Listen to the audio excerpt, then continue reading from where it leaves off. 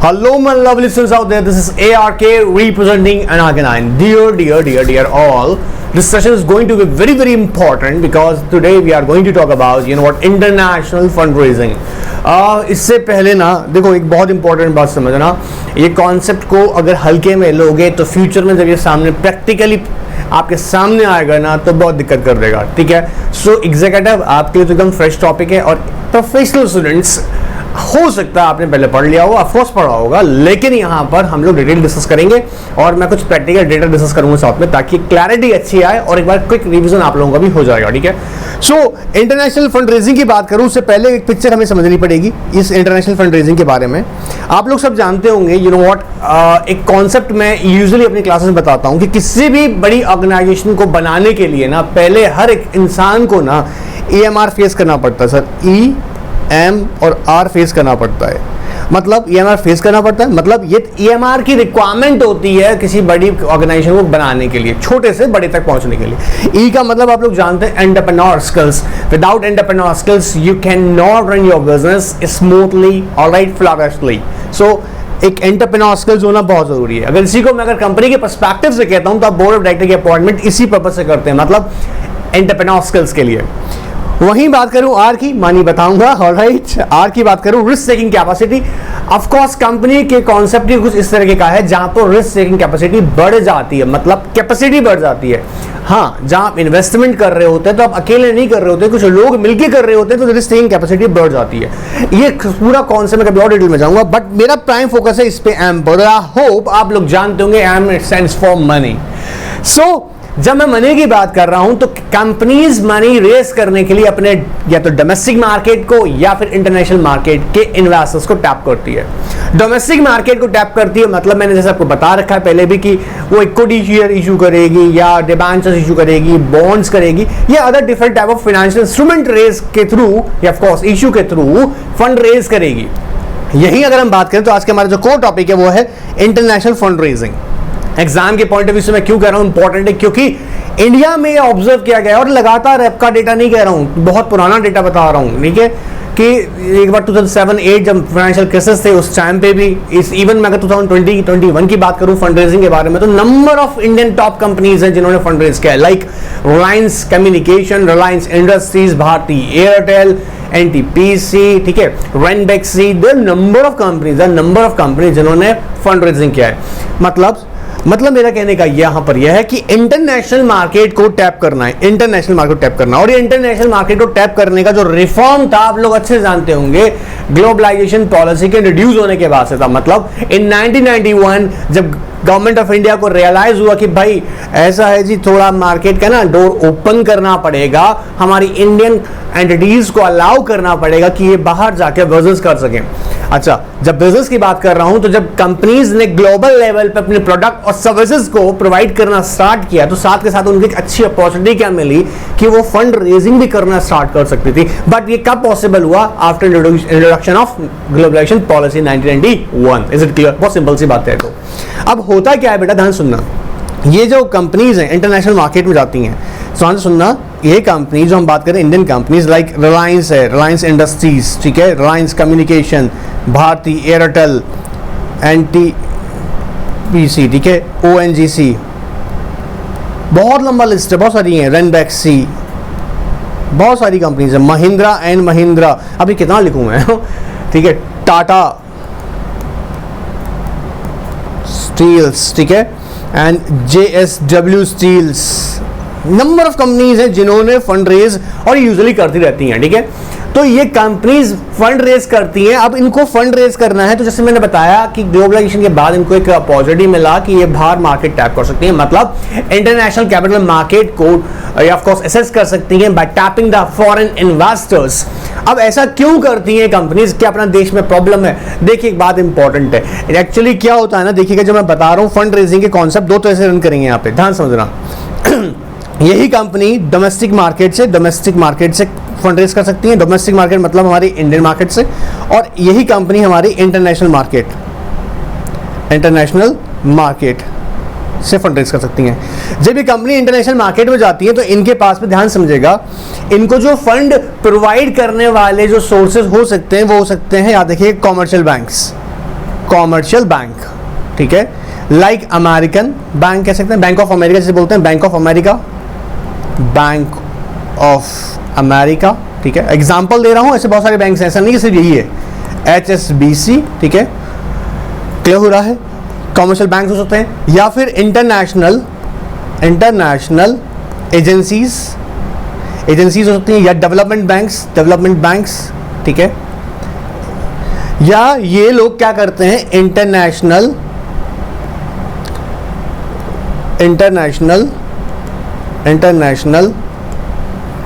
Capital market इसको assess करती हैं। ध्यान से सुनते जाना मेरी बात को बेटा, हम क्या कह रहे हैं, यही कंपनीज क्या करती हैं, ये कंपनी जैसे डोमेस्टिक मार्केट से लेती हैं पैसा, ठीक है, इक्विटी शेयर इशू करके, डिबेंचर्स करके, या जितने भी different type of financial instruments हैं उनको इशू करके, ठीक है, या फिर यही कंपनीज जब इंटरनेशनल मार्केट को टैप करती हैं तो इनके पास में 3 ऑप्शन सामने होते हैं, या तो ये कमर्शियल बैंक को अप्रोच करती हैं, जैसे मैंने बताया कमर्शियल बैंक, जब ये कमर्शियल बैंक को अप्रोच करेंगी तो बहुत सिंपल सी बात है, ध्यान सुनना मेरी बात को बेटा, ये ECB हो जाएंगी, ECB का मतलब आप जानते होंगे, या बता दूं आपको, एक्सटर्नल कमर्शियल बोरिंग्स, मतलब किसी बाहर के यहाँ हम बैंक या फाइनेंशियल इंस्टीट्यूशन से फंड रेज कर रहे हैं हमारी इंडियन कंपनीज, इसके अलग प्रोविजन है, हम उसको डिस्कस करेंगे। वहीं इंटरनेशनल एजेंसीज से भी वो फंड रेज कर सकती हैं इसी फॉर्म में, जैसे मैं अगर बताऊं आपको, लाइक अगर हम बात बोलेंगे वहां पर भी डेट फंडिंग्स हो सकती हैं, ठीक है, और या फिर वो इंटरनेशनल कैपिटल मार्केट को एक्सेस कर सकती हैं बाय इशूइंग ADR, GDR, ठीक है, ADR, GDR, या फिर FCCB, सर ये क्या है, foreign currency convertible bond and foreign currency acceptable bonds, FCCB मतलब foreign currency convertible bonds, clear. मैं इसको थोड़ा आगे चल के बताऊंगा, इंस्ट्रूमेंट का नेचर डेट इंस्ट्रूमेंट का है, but later on it will be converted into equity shares, ये अभी कॉन्सेप्ट हम और डिटेल में जाएंगे, ठीक है। ये एक्सचेंजेबल का मतलब ये जो प्रमोटर है उसकी जो कोई अदर कंपनीज हैं, प्रमोटर की कोई और कंपनीज है, लिस्टेड कंपनीज हैं, उसके इक्विटी शेयर्स में कन्वर्ट हो जाना, इस कॉन्सेप्ट में मैं जाऊंगा, ठीक है। तो यहाँ मैं बता रहा हूँ आपको कि ये हमारे पास में इन कंपनीज के पास, यहाँ जो मैं कंपनीज के सामने बता रहा हूँ, रिलायंस है, रिलायंस कम्युनिकेशंस है, भारती एयरटेल है, ONGC है, टाटा है, सील्स है, JSW सील्स है, number of companies are there यार, ठीक है। तो ये कंपनीज क्या कर सकती हैं, इन मेथड के थ्रू फंड रेज कर सकती हैं। अब ध्यान से सुनते जाना बेटा, जब ये फंड रेज कर रही हैं तो यहाँ पर हम अगर ध्यान से देखें तो 2 तरह के मार्केट बन जाते हैं।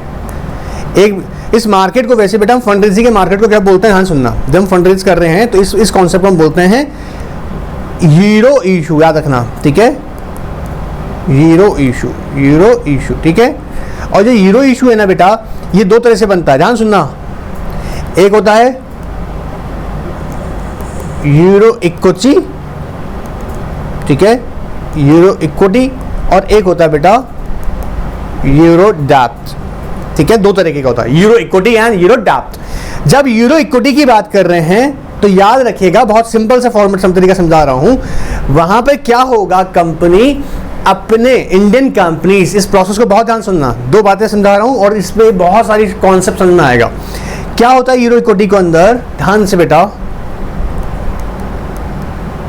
यूरो इक्विटी, जब यूरो इक्विटी हो रहा है तो बेटा ये भी 2 फॉर्म में हो सकता है। 2 फॉर्म में कैसे हो सकता है, जहां पे कैपिटल रेजिंग होगी और एक जगह होगी नॉन कैपिटल रेजिंग, मतलब यूरो जब इक्विटी की बात कर रहे हैं तो होगा स्पॉन्सर्ड, अभी सब समझा रहा हूं, ध्यान से चलते जाना बस।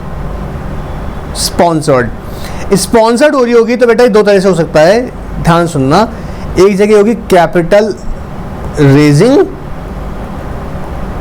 और एक नॉन कैपिटल रेजिंग, एक कैपिटल रेजिंग, एक नॉन कैपिटल रेजिंग। ध्यान सुनना, जब हम कैपिटल रेजिंग बोलते हैं ना, तो सपोज रिलायंस इंडस्ट्रीज है, मान लो, ठीक है, रिलायंस कंपनी है, रिलायंस कंपनी क्या करेगी, अपने फ्रेश इक्विटी, एक इशू लाएगी जिसमें फ्रेश इक्विटी होंगे, मतलब नए नए ताज़ा ताज़ा इक्विटी होंगे, ठीक है, वो पहले इशू नहीं किया हुआ है, एक नया लॉट लेकर आइए, मान लीजिएगा 10,000 हम बोल रहे हैं यहाँ पे 10,000 इक्विटी शेयर्स हैं, नंबर ऑफ इक्विटी शेयर 10,000। अब ये क्या करेगी, ध्यान सुनना बेटा, इसको अगर इंटरनेशनल मार्केट से फंड रेज करना है तो ये फ्रेश इक्विटी का इशू लेकर आई और इसने अपना इंडियन डोमेस्टिक डिपॉजिटरी को, सॉरी डोमेस्टिक कस्टोडियन बोलते हैं उसे, यहाँ पर कस्टोडियन है, ठीक है, डोमेस्टिक कस्टोडियन को क्या करेगी, ये पर्टिकुलर 10,000 जो इक्विटी शेयर्स हैं वो अंडरलाइन कर देगी। अंडरलाइन करने का मतलब होता है कि भाई सुनो, क्योंकि विदेश में जाकर ये जो हमारा इक्विटी, वहाँ इक्विटी नहीं रहेगा, ठीक है, वहां पर ये कैसे ट्रीट होगा, रिसिट्स, डिपॉजिटरी रिसिट्स के नाम से है वो इक्विटी, बट वो अंडरलाइन कर दिया गया कहां पर, Indian domestic depositories. Domestic depository services usually मैं आपको बता दूं जहां पर इंडिया में बैंक्स देते हैं, ठीक है, ये डोमेस्टिक जो कस्टडी सर्विसेज है यूजुअली बैंक्स देते हैं, ठीक है, जो कि एडी कैटेगरीज के बैंक होते हैं। क्लियर? अच्छा, अब ये क्या होगा, डोमेस्टिक कस्टोडियन बात करेगा किससे, फॉरेन डिपॉजिटरी से। फॉरेन डिपॉजिटरी इसलिए बात कर रहा है, ध्यान से सुनना मेरी बात को बेटा, क्योंकि फॉरेन डिपॉजिटरी है ना, इन्हीं रिसिट्स को डिमैट फॉर्म में कन्वर्ट कर देगी, ठीक है, डिमैट में कन्वर्ट कर देगी, ध्यान सुनते जाना बेटा, और डिमैट में कन्वर्ट करने के बाद में इसे इशू करेगी as depository receipts, depository receipts.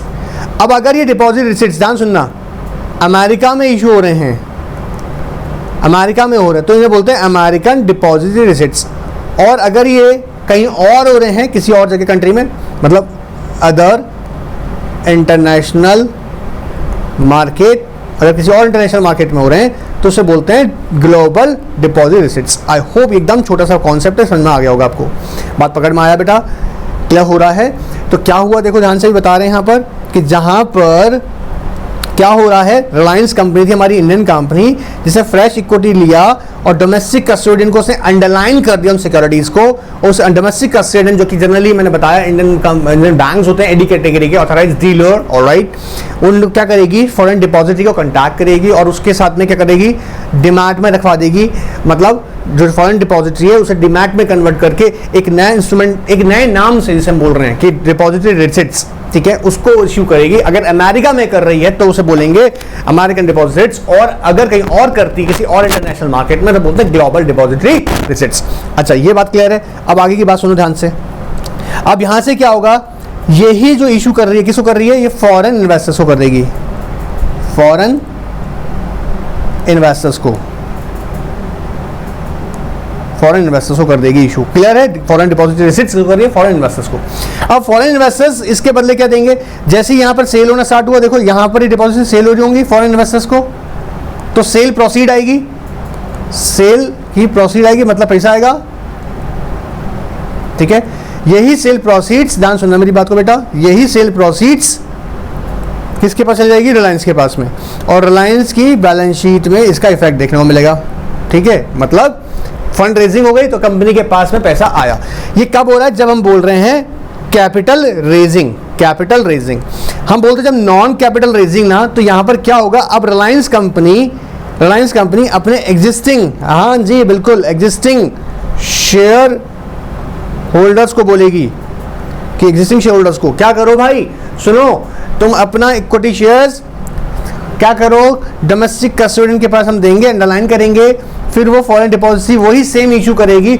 बस फर्क इतना सा है कि यहाँ जो सेल प्रोसीड होती है वो सेल प्रोसीड, ध्यान सुनना, जो यहाँ पे सेल प्रोसीड होती है वो सेल प्रोसीड जो है बेटा वो किसके हाथ में जाएगी, अब इनके हाथ में, क्योंकि यहाँ पर जो क्या हो रहा है, नॉन कैपिटल रेजिंग हो रही है। अब मेरा बच्चा लोग ये सोच रहा होगा कि सर इसमें कंपनी को फायदा क्या, कंपनी के पागल है, मतलब इतना झाम झाम मचा लिया, उसके बाद में कंपनी को खुद को तो पैसा मिल नहीं रहा है।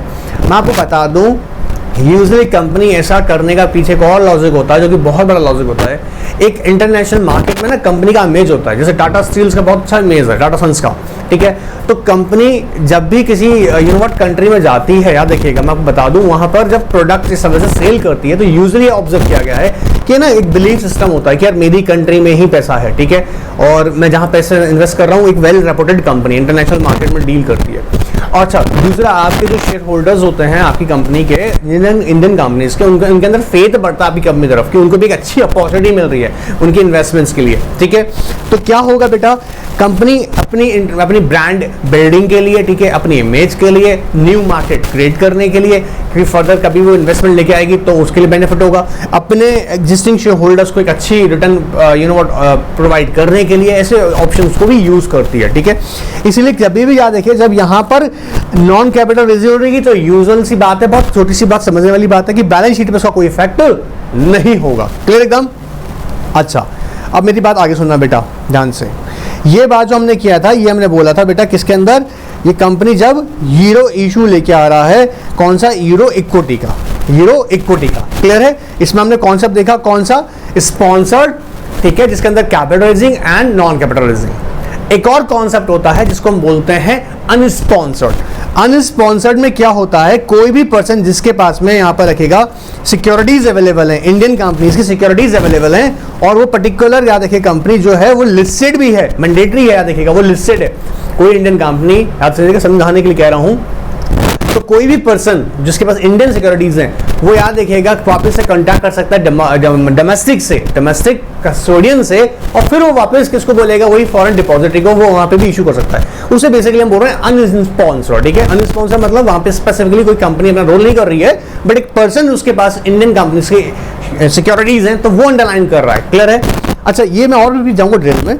दूसरा अगर मार्केट को देखें तो हम बोलते हैं यहां पर यूरो डेट। अब यूरो डेट के अंदर क्या होगा, यूजुअली कंपनी क्या करती है बेटा, या तो ईसीबी या एफसीसीबी या एफसीईबी, इन्हें रेस करती है इनके थ्रू। मतलब सूर्य का पूरा फॉर्म कैसा होगा, डैट के केट में, मतलब external commercial borings, financial institutions हैं, बैंक्स हैं, उनसे फंड रेस करेगी, या वहां के फॉरेन इन्वेस्टर्स को बॉन्ड्स देगी, फॉरेन करेंसी कन्वर्टेबल बॉन्ड्स। तो फॉरेन करेंसी कन्वर्टेबल बॉन्ड्स से मैं बोल रहा हूं, तो मतलब वो उसकी डिनोमिनेशन कैसी होगी, इन डॉलर्स। ठीक है, सेम यहां पर भी हम अगर एडिया करेंगे, जीडा इशू करेंगे ऑफ कोर्स, तो किसी डिनोमिनेशन होगी इन डॉलर्स। क्लियर है? यहां पर रुपये थोड़ी ना होगा बेटा। क्लियर है? सेम यहां पर हम जब बात करेंगे फॉरेन करेंसी कन्वर्टेबल बॉन्ड्स, तो ये जब फंड रेज हो रहा है तो सब बोल रहे हैं यहां पर क्या बेटा, यूरो डैप। देखो यूरो डैप, देखो स्क्रीन पे यूरो डैप। यूरो डैप का मतलब जहां पर फंडिंग्स जो रेज की जा रही है इंटरनेशनल मार्केट से, वो किसी फॉर्म में है, डेट फॉर्म में रेज हो रही है। क्लियर है बेटा? अच्छा, अब यहां पर और बात सुनना इंपॉर्टेंट क्या है, देखो बेटा, जब हम बात कर रहे होते हैं ना ये इंटरनेशनल फंड रेजिंग, ये तो एक बड़ा इंपॉर्टेंट क्वेश्चन फिर खड़ा हो जाता है क्या, कि सर ये जो फंड रेजिंग हो रही है ना, इसके लिए कोई रेगुलेशन नाम का कोई चीज़ है नहीं है इंडिया में। जी हाँ, रेगुलेशंस हैं, और ध्यान से सुनेंगे, बहुत ही ध्यान से। ठीक है, रेगुलेशन अगर मैं बात करूं बेटा, तो ध्यान से याद कर लो मेरे साथ, foreign currency convertible bonds and ordinary shares, याद रखिएगा, मेरे साथ भी याद कर लीजिएगा आपको, ताकि बाद में दिक्कत नहीं आए। ठीक है, एक हम रेगुलेशन स्कीम इसको पढ़ेंगे, रेगुलेशन को। ठीक है, इसके अलावा हम पढ़ेंगे यहाँ पर, याद रखिएगा, foreign currency exchangeable bonds schemes. ठीक है, इसके अलावा हम पढ़ेंगे यहाँ पर डिपॉजिट रिसिट्स स्कीम। बेसिकली 2014 जो मैं बोल रहा हूँ यहाँ पर इसलिए लिख रहा हूँ, याद रखिएगा, क्योंकि इसका ना कॉन्सेप्ट ये 2008 है। मैं इनको इसलिए लिख नहीं रहा हूँ, इसको यहाँ इसलिए मेंशन कर रहा हूँ 2014 का। पहले ना डिपॉजिट रिसिट्स इससे ही रेगुलेट हो रही थी, मतलब foreign currency convertible bonds and ordinary shares through deposit receipts mechanism.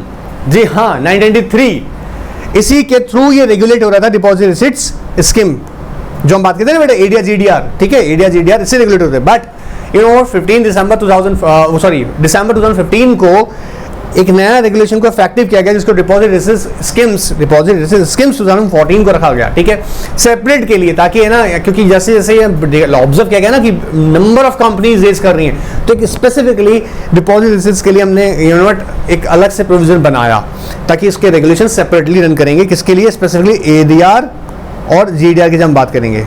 ठीक है, ये लोग बच्चा लोग गलती कर देता है, इसको लिख के आ जाता है बेटा, अब ये नहीं है डिपॉजिट रिसिट्स स्कीम, इसके अंदर कंट्रोल होती है वो। ठीक है, रेगुलेट होती है।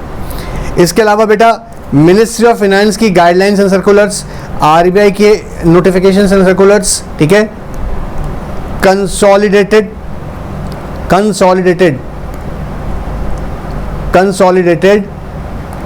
FDI policy. ठीक है, क्योंकि बेटा कैसा ट्रांजैक्शन कैसा हो रहा है, इंटरनेशनल लेवल पे हो रहा है, तो यू नो व्हाट, आपको पता होना चाहिए, जब फंड रेज किया जाता है तो इंडिया भी बोलेगा जी, मतलब इंडियन रेगुलेटर्स जो है वो कहते हैं कि भाई किस सेक्टर में कितना पैसा आप ले सकते हैं वो बताएंगे, उसका एंड यूज कितना होगा। ठीक है, तो सेक्टर लिमिट्स, सेक्टर कैप है, उसके अकॉर्डिंग इन्वेस्टमेंट्स होंगी। तो एफडीआई के लिए यहाँ पे बताया गया किस और किसके सेक्टर में अलाउड है, किसमें सेक्टर में अलाउड नहीं है। क्लियर? Alright sir. प्लस आपका कंपनीज एक्ट बेटा 2013 रूल्स रेगुलेशंस। ठीक है सारा स्प्रेड आपका सेबी एलओडीआर रेगुलेशंस सर इतना सारा पढ़ना पड़ेगा। हाँ मेरा बच्चा, तभी तो आपको बोल रहे हैं कि बहुत ज़रूरी है आपको समझना कि इन कॉन्सेप्ट्स को हम इसलिए आपको बता रहा हूँ ताकि आप ना एग्ज़ाम को तो इंश्योर करो ही करो कि एग्ज़ाम में तो आपका पक्का मार्क्स आ ही आए। आगे ना जब आप अपनी वर्किंग में जाएंगे, और आप बिलीव कीजिएगा आप लोग वर्किंग में ऑलमोस्ट आ चुके हैं, आप लोग ट्रेनिंग में जाने वाले सारी वर्किंग करेंगे, और मैं आपको चाहता नहीं कि आपकी वहाँ इंसल्ट की जाए, तो आप इन चीज़ों को बहुत से समझें। ऑलराइट, चलिए तो ये हम इन रेगुलेशंस को चेक करते हैं, ठीक है। आप being a company secretary, you know what I should tell you कि आपको पता होना भी चाहिए आपको फ्यूचर में ना ये कंप्लायंसेस को करना होता है। मैंने पहले ही बताया कंप्लायंस का मीनिंग, ठीक है। तो आपको इंश्योर होना चाहिए कि मुझे ये वो रेगुलेशंस अच्छे से आते हों, ठीक है। मुझे मतलब आपको, मैं तो कर लेता हूँ, ठीक है। चलिए आइएगा। ऑलराइट, चलिए यहाँ तक का कॉन्सेप्ट क्लियर होगा। अब देखिए कितना छोटा हो गया। ऐसे देखो कितनी बड़ी दुनिया बन गई। यहाँ छोटे से शुरू हुए थे, करते करते करते करते ये देखो फैल गया ना खुद, इतना ही, ऐसे ही मार्केट फैलता है।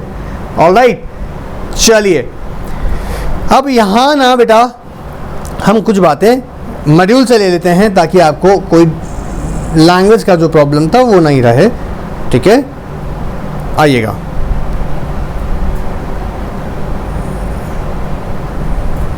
देखिएगा, आइए बेटा अच्छे समझते हैं। आओ चैप्टर स्टार्ट करते हैं, थोड़ा सा लैंग्वेज लेते हैं, कॉन्सेप्ट समझ में आ गया, आगे देखते हैं। देखो, globalisation is open door and opportunities that were never explored before. Of course, कब आए थे बेटे? ये आपको पता है ना, ग्लोबलाइजेशन पॉलिसीज 1991 की पॉलिसी से एक बहुत बड़ी रिफॉर्म मिली हमको, ठीक है। International financing also known as, बेटा आप लोग पूरी तरह से अगर मॉड्यूल सामने तो उसमें पूरा ध्यान रखिएगा, ठीक है। आइए, also international micro economics eight as it deals with the finance on global level. International finance helps organization engage in a cross-border transaction with foreign business partners such as customers, investors, suppliers, lenders, ठीक है। इन सबको मिलाकर क्या बोल रहे हैं हमारे corporate partners? कौन कौन हो सकते हैं? Customer, supplier, lenders, investors, clear? Now, various international sources from where funds may be generated include the following. देखिए, like कमर्शियल बैंक्स अभी बताए थे, जैसे मैंने बैंक ऑफ अमेरिका का एग्जांपल लिया, ठीक है। Bank of you know what HSBC का नाम लिया, तो ये बैंक से जहाँ से आप फंड रेज कर सकते हैं। यहाँ पे हम क्या कमर्शियल बैंक से ECBs जनरेट होती हैं, ठीक है। एंड इंटरनेशनल एजेंसीज एंड याद रखिएगा डेवलपमेंट बैंक, जैसे इंटरनेशनल फाइनेंशियल मॉनिटरी फंड्स की भी कई बार हमने बात करी है, ठीक है। या इंटरनेशनल फाइनेंस सर्विस सेंटर्स की अगर जब बात बोलते हैं ना, जैसे फॉर एग्जांपल इंटरनेशनल लेवल पर जहाँ पर स्पेसिफिकली कहाँ कर एजेंसीज बनी हुई हैं, अच्छा वो कंट्रोल बाय दी उनकी जो स्पेसिफिक जो होस्ट कंट्री होगी उसी के रेगुलेशन, मतलब उसकी जुरिडिक्शन से कंट्रोल हो रही होगी। ये बहुत सिंपल सा बात है। एंड इंटरनेशनल कैपिटल मार्केट, तो तीन तरीके के सोर्सेज हैं, कमर्शियल बैंक्स के या फिर इंटरनेशनल एजेंसीज से। बोलिएगा मेरे साथ में, बाद में याद नहीं करना है, अभी करना है। ऑलराइट, कमर्शियल बैंक से ले सकता है पैसा, मतलब फंड रेजिंग के लिए, इंटरनेशनल फंड रेजिंग, जैसे हम ग्लोबल फंड रेजिंग बोल रहे हैं, या इंटरनेशनल हम लोग बोल रहे हैं एजेंसीज या डेवलपमेंट बैंक्स है, या फिर इंटरनेशनल कैपिटल मार्केट, ठीक है। With economies and operations of the business organizations going global, Indian companies have access to the funds in a global capital market. जैसे अभी एग्जांपल लेते हैं, रिलायंस इंडस्ट्रीज है, रिलायंस कम्युनिकेशन है, भारती एयरटेल की बात करें, ONGC का बात करें, ठीक है, रनबिक्सी का बात करें, महिंद्रा का बात करें, है ना। देन नंबर ऑफ कंपनीज है। 2021 के अंदर ना जबरदस्त ECB रेजिंग की गई है, ठीक है।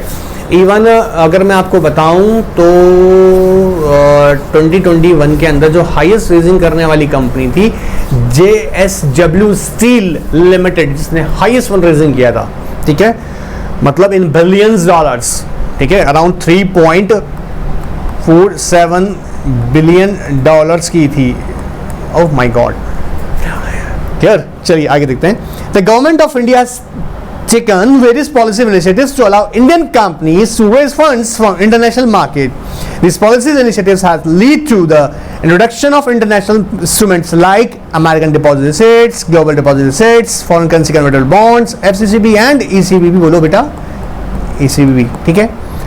सो गवर्नमेंट, अब देखो इनिशिएटिव का मतलब कि आप इनिशिएटिव गवर्नमेंट लेने बैठेगी तो कैसे ले लेगी? अपने ऐसे थोड़ा ना ले लेगी, सही। इसके लिए रेगुलेशन बनाती है, ठीक है, पॉलिसीज बनाती है। तो वही बता रहे थे आपको कि जैसे foreign currency convertible bonds and ordinary shares या foreign currency exchangeable bonds scheme है, ये डिपॉजिट रिसर्च स्कीम्स हैं, ठीक है। इन्हीं में तो रिफॉर्म करके बनाएगी, ठीक है, इन्हीं में रेगुलेशंस बनाकर।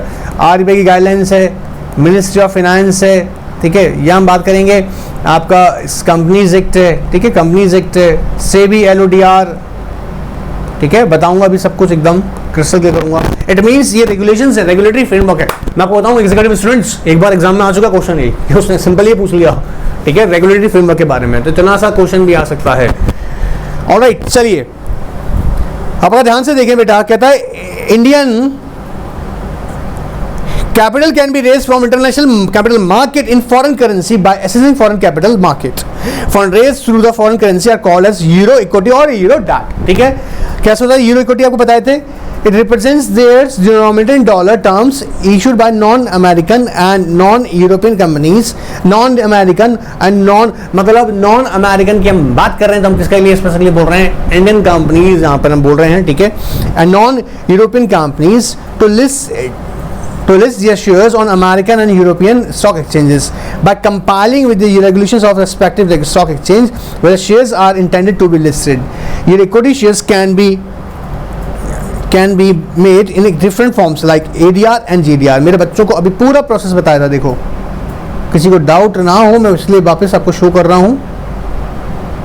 ये पूरा प्रोसेस हमने डिस्कस किया था, देखो ये हमने पूरा प्रोसेस डिस्कस किया था ना बेटा, ठीक है, स्पॉन्सर वाला कॉन्सेप्ट जिसमें यूरो इक्विटी की हमने बात की थी। यूरो इक्विटी स्पॉन्सर के थ्रू हो सकती है, capital raising, non capital raising. Alright, इसलिए कंफ्यूज मत हो जाना सर ये अचानक से क्या आ गया, ठीक है। चलिए आइए देखते हैं। नाउ सेम जब डेट की बात करते हैं, debt raise international capital market by comparing with the regulations of respective country. जिस भी कंट्री में, अमेरिका में कर रहे हैं, अमेरिका में, ठीक है, of which the capital market is called euro debt. Euro debt can be issued in the form of ECB, FCB, FCC, ये सारा इंस्ट्रूमेंट्स रहता है, ठीक है, डेट फॉर्म का है। क्लियर? अभी इन सबका डिटेल में बताऊंगा, एक से खतरनाक क्वेश्चन हैं, ठीक है, ये तो मैं आपको गारंटी से बोल रहा हूँ, आपसे एग्जीक्यूटिव स्टूडेंट है या फाइनल स्टूडेंट से, एक कंफर्म क्वेश्चन इससे 1% होगा, 101% होगा, ठीक है, जाने वाला नहीं, आप 100% आएगा इससे, कहीं नहीं जाने वाला। रेगुलेटरी फ्रेमवर्क एग्जीक्यूटिव कह रहा हूं, पूछा गया हुआ है, और फाइनल स्टूडेंट्स डोंट थिंक यार हमारे में नहीं आएगा, आ सकता है, बिल्कुल आ सकता है। रेगुलेशन अगर आपको पता होगा तभी तो कंप्लायंस आप करोगे, तभी तो चेकलिस्ट बनाओगे, तभी कैसे कंप्लायंस करोगे आप, दिस कॉमन थिंग है। Now issue of ADR, GDR, FCB, EB are regulated by the following regulations. जैसे बात किया था, foreign currency convertible bonds and ordinary shares through deposit liquidity mechanism scheme 1993, foreign currency convertible exchangeable, foreign currency exchangeable bond scheme बोलो ना 2008, foreign deposit receipts, जी हाँ, deposit receipts scheme की बात करेंगे 2014, फिर मिनिस्टर ऑफ फाइनेंस की circulars and notification, time time देता रहता है ना बेटा, फाइनेंस का काम ही क्या, मिनिस्टर ऑफ फाइनेंस का काम क्या है, रेगुलेशंस देना, नोटिफिकेशन देना। भाई लॉ को फ्लेक्सिबल बनाना होगा, फ्लेक्सिबल क्यों बनाना पड़ेगा, अकॉर्डिंग टू रिक्वायरमेंट, ठीक है। अगर लॉ स्टैटिक होगा तो प्रॉब्लम हो जाएगा, और अगर हम लोग लॉ को, रेगुलेशंस को, अगर नोटिफिकेशन को पार्लियामेंट पे छोड़ देना तो फिर तो स्टैटिक हो जाएगा लॉ। तो यहाँ पे मिनिस्ट्री का रोल क्या होता है, फ्लेक्सिबल बना के रखना by making rules, regulation, notifications.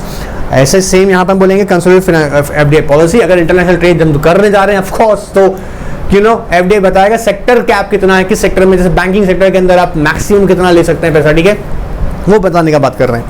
RBI, अच्छा एक इंपॉर्टेंट बात मैं बीच में बता दूं, लगातार ना कॉर्पोरेट अपडेट्स प्रोवाइड कर रहा हूँ, इन सबसे रिलेटेड देता हूँ। RBI अभी लेटेस्ट क्या अपडेट किया गया है, इंटरनेशनल मार्केट में क्या हो रहा है, कॉर्पोरेट्स क्या कर रहा है, कैसे फंड रेज कर रहा है, इसके लिए मैं यहाँ पे तो कई बार बता ही देता हूँ, लेकिन आप वो चैनल ज्वाइन कीजिएगा, मतलब इसी चैनल को ज्वाइन कीजिएगा, ठीक है, ताकि वहाँ पे वो डिटेल अच्छे से डिस्कस कर सकें, अपडेट्स पता होने चाहिए, ठीक है।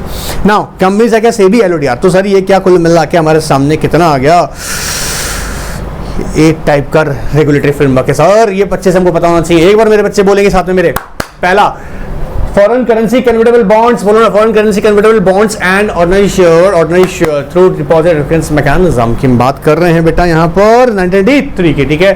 फिर foreign currency exchangeable bonds scheme 2008, deposit receipts scheme 2014, minister of finance regulation, notification, circulars, alright, and इसके अलावा FDI कंसोलिडेटेड पॉलिसीज हैं, उसके अलावा RBI की सर्कुलेशन की हम बात किए थे, ठीक है, सर्कुलर, और इसके अलावा हम बात करें companies act and CB, LODR, ठीक है।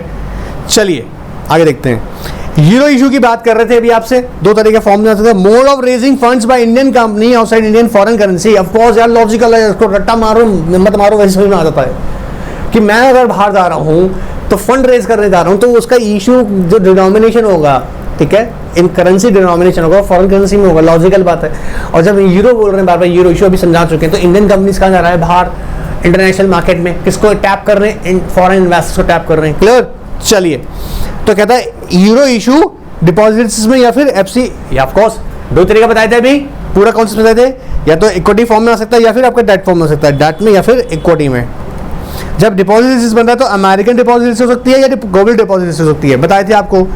एग्जिस्टिंग का मतलब जब एग्जिस्टिंग शेयर्स मतलब एग्जिस्टिंग शेयर होल्डर्स को कंपनी बोलेगा लाओ अपना शेयर दे दो, और वो अपना उनका शेयर लेकर मतलब क्या करेगा, डोमेस्टिक कस्टोडियन, इंडिया के अंदर जो डोमेस्टिक कस्टोडियन जैसे कि यूजुअली बैंक्स होते हैं उनके पास अंडरलाइन कर देगा, फिर डोमेस्टिक कस्टोडियन कॉन्टैक्ट करता है किससे, फॉरेन डिपॉजिटरी से, फिर फॉरेन डिपॉजिटरी डिमैट में कन्वर्ट करने का काम कर रही होती है वहां पर, ठीक है। और फिर वहां के फॉरेन इन्वेस्टर्स को क्या करती है, वो इशू कर देती है, उसकी सेल प्रोसेस जनरेट होती है। तो एग्जिस्टिंग के अंदर जो हमारा शेयर होल्डर लोग होता है जिन्होंने अंडरलाइन किया अपना सिक्योरिटीज को, उनको जाके वो प्रोसीड मिल जाती है।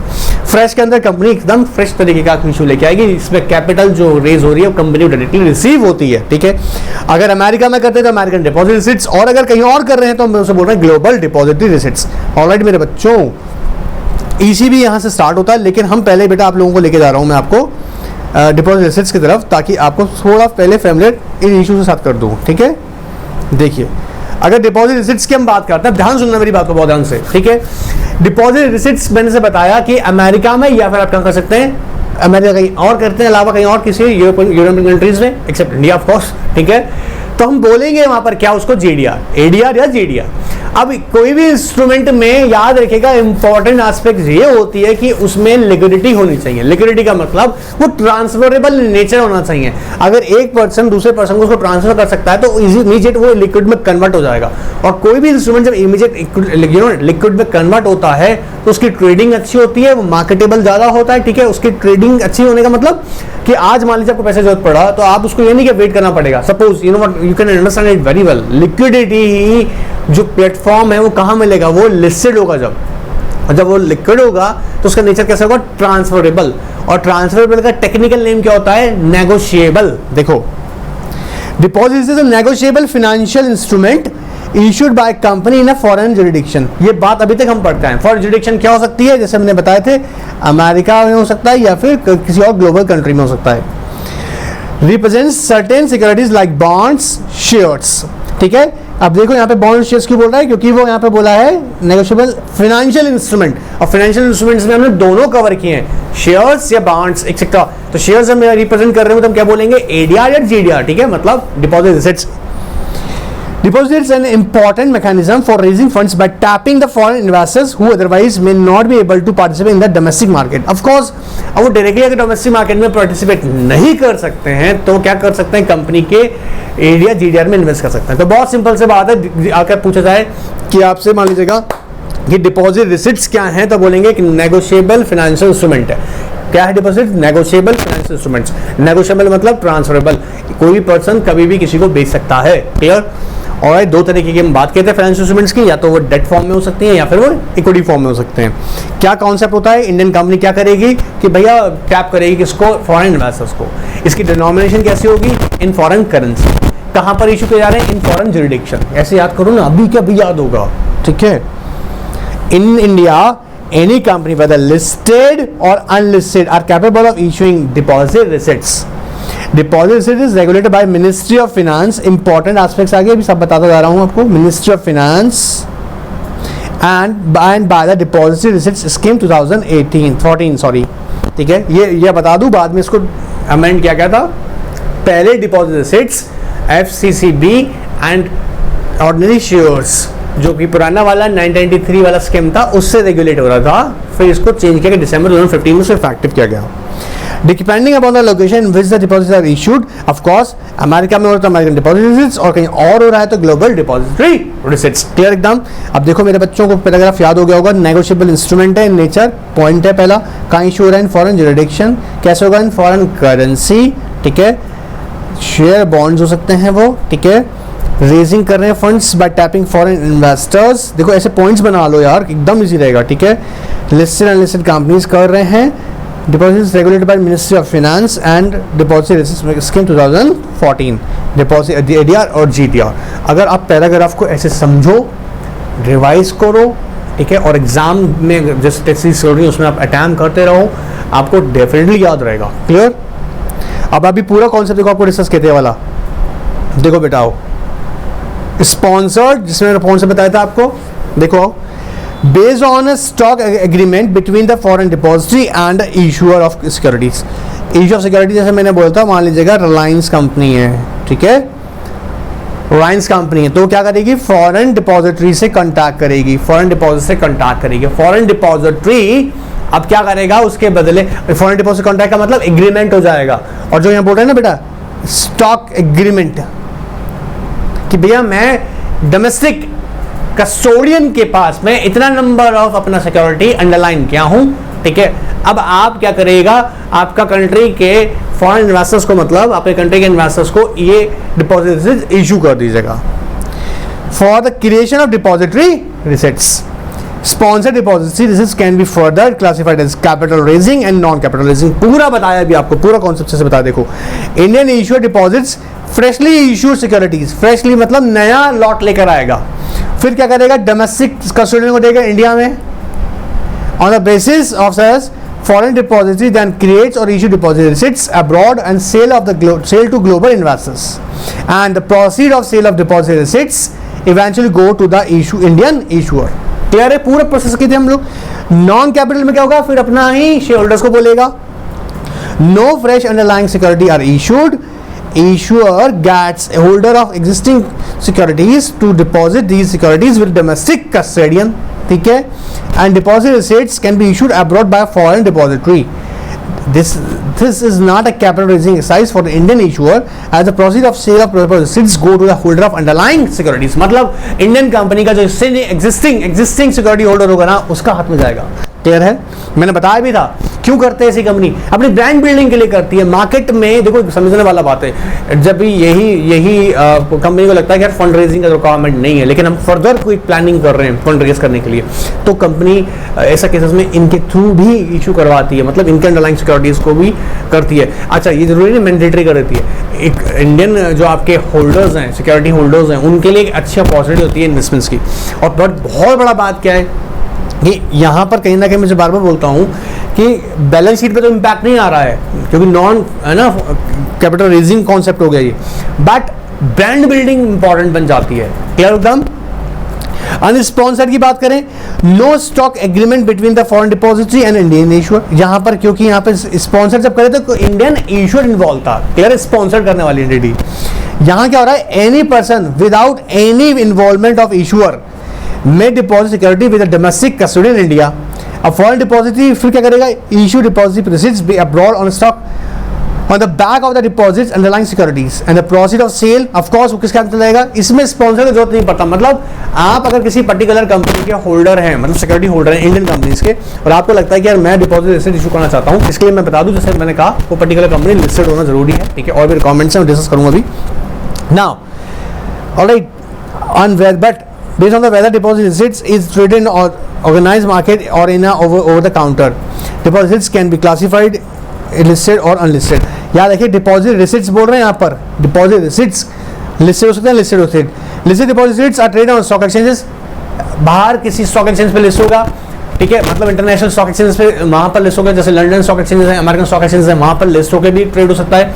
प्लस अनलिस्टेड मतलब inter traded between the parties where such deposit receipts are not listed on stock exchange. Inter traded मतलब between the party, face to face party, एक पार्टी दूसरी पार्टी को सेल कर रहा है, ठीक है। यहाँ स्टॉक एक्सचेंज का रोल इन्वॉल्व हो जाता है बीच में, मतलब पार्टी एक दूसरे को जानता नहीं है, स्टॉक एक्सचेंज आपको पता होगा, स्टॉक एक्सचेंज डील करवा रहा होता है, ठीक है।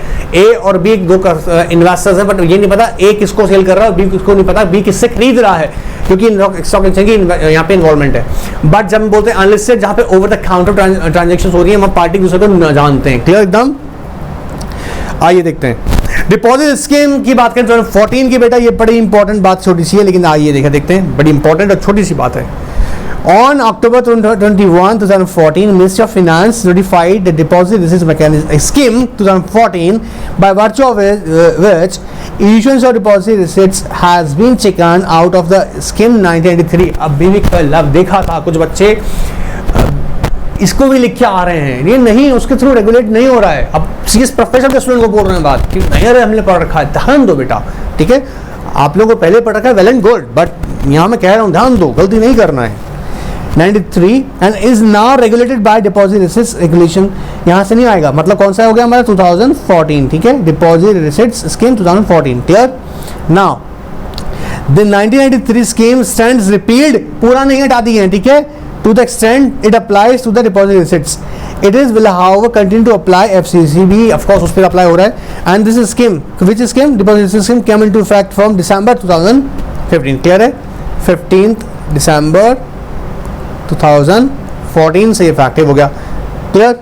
आओ देखो, deposit receipts is a foreign currency denominated instrument, अभी पूरा डिस्कस किए थे, ठीक है, इसकी डिनोमिनेशन कैसे होगी, फॉरेन करेंसी में, which is issued by an overseas depository to a non resident against the securities of the Indian companies, वो पूरा प्रोसेस वही है सेम, ठीक है, आपको सिर्फ ये रीड करना है, इसी के बारे में डिस्कस किए थे यहाँ पर।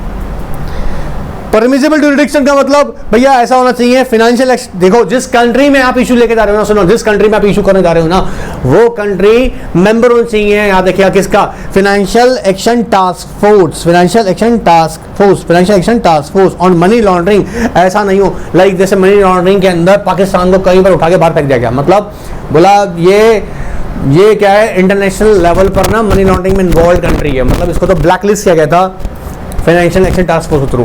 तो क्या मैं पाकिस्तान जाके कर दूं क्या जीडीआर तो नहीं हुआ, ऑफकोर्स जीडीआर कर दें क्या ये, ऑफकोर्स नॉट। क्यों, इसके लिए पहले ही बोल दिया क्या कि आपकी जो जुरिडिक्शन है, परमिसिबल का मतलब उन्हीं जुरिडिक्शन में कर सकते हैं जिन जुरिडिक्शन में जिनकी क्या रखेगा, जो मेंबर है किसके, फाइनेंशियल टास्क फोर्स के, जो कंट्रीज मेंबर है किसके, फाइनेंशियल टास्क फोर्स। उसका काम कैसा है, फाइनेंशियल टास्क फोर्स का मनी लॉन्ड्रिंग वाली एक्टिविटीज को रोकना इंटरनेशनल लेवल पर, ठीक है। ये कई सारे कंट्रीज में मिलकर इनका यू नो व्हाट एक इंटरनेशनल लेवल पे हमने एक ऑर्गेनाइजेशन क्रिएट किया हुआ, हमने मतलब कई कंट्रीज में मिलकर, ठीक है।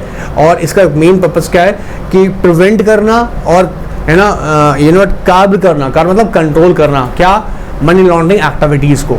तो यहाँ पे क्या कह रहा है, permissible jurisdiction as a foreign jurisdiction which is a member of financial action task force on money laundering I लोग बताऊंगा आप लोगों को ना, and regulators of the securities market is that jurisdiction. मतलब हमारा कौन सा हो गया, मान लीजिएगा हमारा सेबी, ठीक है, तो हमारा सेबी मतलब हमारा सेबी, क्या चलो, so regulator of the securities market in that jurisdiction is a member of, अब किसका, सेबी इसका मेंबर भी हो, ठीक है।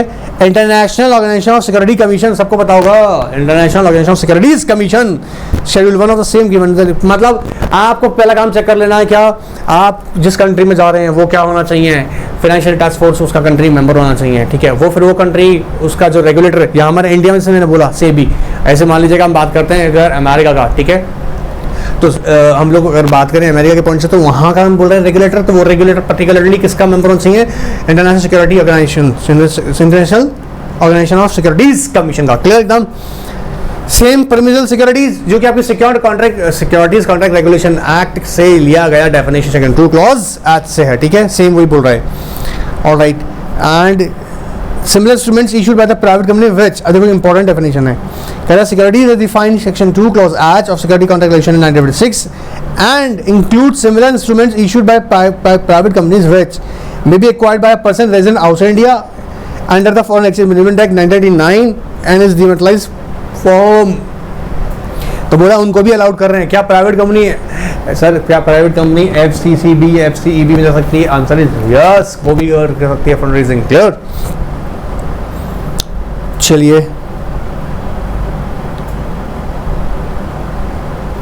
Right to issue, of course देखो ये भी इंटरेस्टिंग है, राइट टू, क्योंकि थोड़ा ना कि इनके पास वोटिंग राइट्स होंगे, इनके पास होंगे, लेकिन याद रखिएगा ये जो होल्डर होगा ना वोटिंग राइट्स अपना डायरेक्टली एक्सेस नहीं कर सकता, क्या करेगा ये अपना फॉरेन डिपॉजिटरी को बोलेगा, देखो कि राइट एक्सेस करने के लिए, right of deposit receipts holder to direct the foreign depository, किसको डायरेक्ट करेगा, फॉरेन डिपॉजिटरी को, to vote in a particular manner on its behalf in respect of permissible securities. मतलब जो समझो यार यहाँ पर जो यहाँ पर डिपॉजिट होल्डर है ना, वो किसको कॉन्टैक्ट करेगा? फॉरेन डिपॉजिटरी को। Foreign depository on the behalf of the foreign deposit receipt holder will cast its vote. वो बताएगा कौन? जो का डिपॉजिट रिसीट होल्डर होगा, वो बताएगा किसको? तो डायरेक्टली नहीं कर रहा है, बट वो किसके थ्रू कर रहा है अपना vote? Foreign deposit through. Clear? बहुत सारी छोटी छोटी एस्पेक्ट्स हैं, मैं आपको लेके चलूंगा, इसलिए आपको रीड करवा रहा हूँ थॉरोली पूरे के। एलिजिबिलिटी की बात करें कौन कौन सी कर सकती है? देखो, eligibility of issue of deposit receipts, the person are eligible to issue और transfer permissible transaction to a foreign depository for the issue of deposit receipts and Indian company listed unlisted private और public company. बोलो ना, अभी बताए थे आपको, you know what, Indian companies में private companies भी हैं, ठीक है। एक आपको बताता हूँ भी, मारवाड़ीज करके है, मारवाड़ीज प्राइवेट लिमिटेड करके कंपनी है, उसे फंड रेजिंग की हुई है, ठीक है। अभी कुछ टाइम पहले का डेटा बता रहा हूँ ये मैं। Anyways, and any other issuer of permissible securities section 2 clause H of Security Contract Regulation Act 1956 वाला कंसिडर करेंगे, ठीक है। And any person holding permissible securities, वही सेम जो होल्ड कर रहा है वो भी, ये जो कर रहा है ये कौन हो गया? अनस्पॉन्सर्ड वाला कैटेगरी, अनस्पॉन्सर्ड वाला कैटेगरी, ठीक है। Now which has not been specifically prohibited from accessing the capital market or dealing in securities। But ये भी बोल रहा है साथ साथ में कि ऐसा नहीं होना चाहिए जिसको पर्टिकुलर पर्सन को क्या बोल रखा है। जैसे अब पता लगा आपका कंट्री का सेबी ने, मान लीजिएगा इंडिया में सेबी ने किसी पर्टिकुलर कंपनी को बैन लगा दिया, या किसी पर्टिकुलर इन्वेस्टर के ऊपर बैन लगा रखा कि बेटे तू है ना, तू गड़बड़ करता, तो इनसाइडर ट्रेडिंग करता है, ठीक है, या उसके नॉन कंप्लायंस की वजह से उसको मना किया गया कि वो असेस नहीं कर सकता। तो जिसको असेस करने से प्रोहिबिट किया हुआ है, डील करने से मना किया हुआ, वो नहीं करेगा। And unsponsored deposit receipts on back of listed permissible security can be issued only if the deposit receipts give holder the right to issue voting instruction and are listed on an international exchange. बहुत याद रखना, बहुत important बात है, ध्यान सुनना। अभी आपको मैं बताया था अनस्पॉन्सर्ड वाला कॉन्सेप्ट, ठीक है। अनस्पॉन्सर्ड कॉन्सेप्ट में याद रखना, अगर मान लीजिएगा रिलायंस कंपनी की हम बात कर रहे हैं, रिलायंस कंपनी है, ठीक है, इसका एक होल्डर है मिस्टर ए, ठीक है, ये खुद करना चाहता है, तो ये फॉरेन डिपॉजिटरी को कॉन्टैक्ट जब करेगा तो ये जरूरी है कि इसके पास किसके शेयर्स हैं? रिलायंस के हैं। अब ये जरूरी है कि जब ये करना चाहेगा ना अनस्पॉन्सर्ड, मतलब खुद ये डायरेक्टली बात करेगा, तो याद रखना क्या करना पड़ेगा, इसको चेक करना पड़ेगा क्या कि इसकी जो सिक्योरिटीज है ना, इसको एक तो देती है राइट टू वोट का राइट देती है, ठीक है। दूसरा, ये जो सिक्योरिटी रिलायंस की ये सिक्योरिटी है, ये लिस्टेड होनी चाहिए ऑन इंटरनेशनल मार्केट, तभी ये अनस्पॉन्सर्ड वाला बंदा क्या कर सकता है? अपनी सिक्योरिटी को डिपॉजिट रिसीट्स के थ्रू इशू करवा सकता है। किसके थ्रू? मतलब वो sorry in the form of deposit receipts, किसके through? Foreign deposit through. Otherwise ये फैसिलिटी अवेलेबल नहीं है। दैट्स व्हाई इंपॉर्टेंट कि आप सेलिंग यू की थोड़ा ध्यान से देख लें, ठीक है। I hope there is no any kind of doubt, ठीक है। फिर भी कोई क्वेरी रहता है तो हम लोग उस पर आगे डिस्कस कर रहे हैं, ठीक है। अब बेटा नेक्स्ट सेक्शन में ना हम लोग क्या करने वाले हैं, ध्यान सुनना। नेक्स्ट सेक्शन के अंदर हम लोग क्या करेंगे, पूरा थॉरो प्रोसेस में जाएंगे, कैसे इशू होगा, तो वो भी एक इंपॉर्टेंट एस्पेक्ट है, सो उसे कवर करना नहीं भूलिएगा, उसे भी अच्छे से देख लीजिएगा। यहाँ कोई भी डाउट रह गया हो तो बेटा एक बार याद रखिएगा, NRK 9 के व्हाट्सएप नंबर पे जिस तरह आप पूछ सकते कोई अपना पूछ रहिएगा, ठीक है। And one more time, Ankita Sharma, your performance was really good, your performance, you know, मैं यहाँ एक इंटरेस्टिंग फैक्ट बोलूँगा आपके लिए कि आपका परफॉर्मेंस कंसिस्टेंटली अच्छा रहा है, ठीक है। सो बाकी स्टूडेंट्स ऐसा नहीं है आपका नहीं रहा है, आप लोगों का भी अच्छा है, बट यू नो व्हाट, आपको एक तो डिक्लेयर करना पड़ेगा ना, तो हमने बहुत सोच समझ के डिक्लेयर किया है। पहला अचीवमेंट जो मैंने बोला अंकिता शर्मा के लिए है। फर्दर बाकी स्टूडेंट्स को भी बोलूँगा कि अपनी एफर्ट्स ऐसे लगा के रखिएगा, हो सकता है अगला नाम आप ही का हो। ऑलराइट, चलिए एंजॉय कीजिएगा, गुड बाय।